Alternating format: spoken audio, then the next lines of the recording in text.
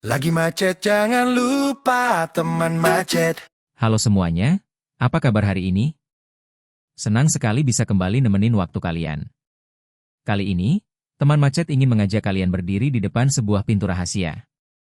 Pintu yang sudah dikunci rapat selama 80 tahun, dan beberapa hari lalu pintu itu akhirnya didobrak.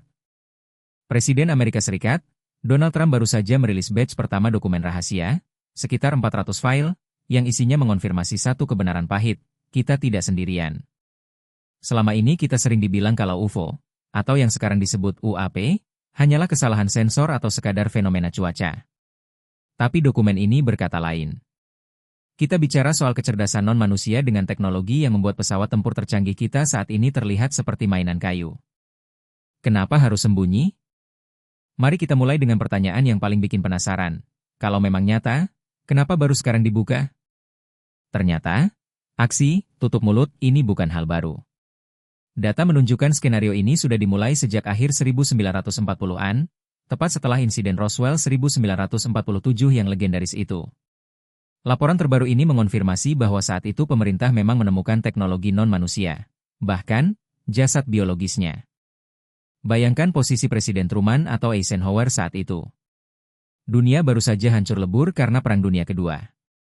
Memberitahu publik bahwa ada ancaman yang jauh lebih kuat dari nuklir, dan pemerintah tidak bisa melindungi rakyat darinya?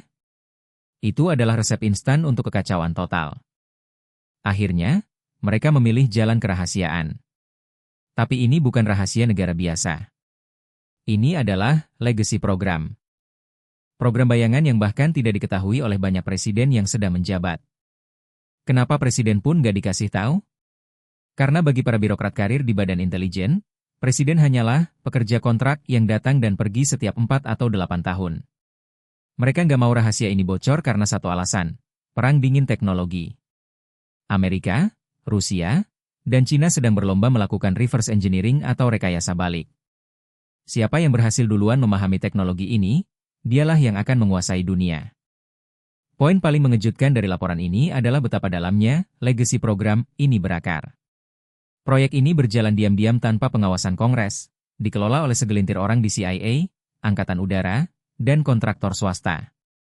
Ilmuwan seperti Dr. Hal Puthoff dan Jay Stratton, mantan direktur Satgas UFO, mengungkap bahwa penyelidikan resmi sering sekali dijegal oleh birokrat yang menjaga harta karun informasi ini.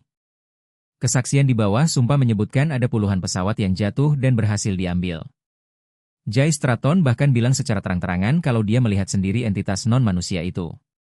Mereka berani bicara sekarang karena akhirnya ada perlindungan hukum buat para whistleblower, dan tokoh seperti Senator Marco Rubio yang mulai sadar bahwa ini adalah masalah keamanan nasional yang terlalu besar untuk terus ditutup-tutupi. Bukti dan hukum fisika yang runtuh. Nah, mari kita bedah bukti di dalam 400 file tersebut. Salah satu yang paling ikonik adalah foto dari misi Apollo tahun 1972, sebuah objek segitiga raksasa yang melayang di dekat modul lunar di bulan. Selain itu, ada ribuan laporan pilot tentang objek yang bisa masuk ke dalam air tanpa kehilangan kecepatan sedikit pun. Secara teknis, mereka memiliki kemampuan percepatan seketika.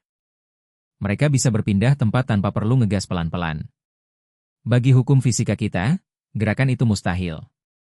Karena material apapun di bumi harusnya hancur berkeping-keping kalau dipaksa bergerak secepat itu secara mendadak.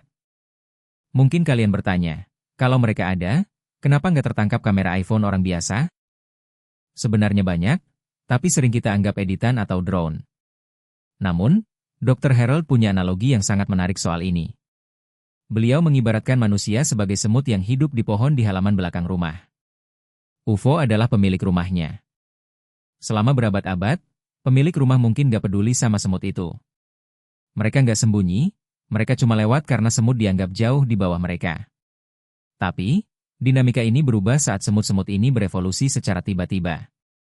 Dalam 80 tahun terakhir, manusia berkembang sangat cepat. Kita membelah atom dan menciptakan nuklir.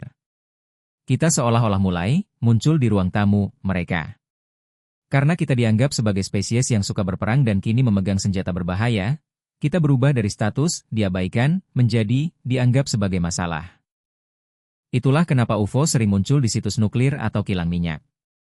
Mereka seolah sedang mengawasi, atau bahkan sesekali menonaktifkan rudal kita seolah mau bilang, "Hei, kendali ada di tangan kami, bukan kalian." Jadi, Di mana posisi kita sekarang? Rilisnya dokumen ini adalah awal dari Age of Disclosure atau era pengungkapan. Pertanyaannya bukan lagi, mereka ada atau enggak, tapi, gimana cara kita merespons mereka? Dunia sains kini punya lampu hijau untuk meneliti ini tanpa perlu merasa malu atau takut dicap gila. Sebelum saya tutup, saya ingin mengingatkan kalau podcast independen seperti ini bisa terus berjalan karena dukungan kalian. Kalau kalian merasa topik ini menarik, coba deh cek lagi. Apakah jempol kalian sudah mampir ke tombol subscribe? Banyak dari kalian yang rutin dengerin tapi belum terdaftar. Padahal, satu klik dari kalian itu berarti banget buat kami agar bisa terus riset dan menyajikan konten berkualitas seperti ini. Terima kasih sudah meluangkan waktu di obrolan kali ini. Tetaplah kritis, dan jangan pernah berhenti penasaran. Teman Macet akan selalu menemani dimanapun kalian berada.